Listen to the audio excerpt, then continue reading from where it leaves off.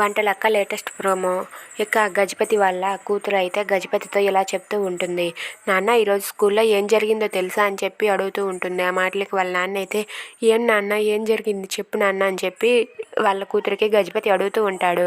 ఛాయ కూడా ఏం జరిగింది అని చెప్పి అలా చూస్తూ ఉంటుంది. ఇక గజపతి వాళ్ళ కూతురు అయితే ఇలా అంటూ ఉంటుంది.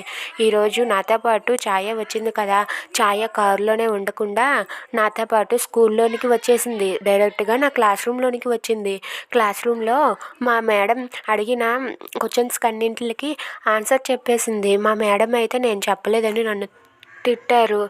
అందులోగా 7th టేబుల్ అలాగే 9th టేబుల్ అన్ని టేబుల్స్ కూడా చెప్పేసింది. నాకేమో రావని వాళ్ళందరి ముందు చీప్ అయిపోయాను.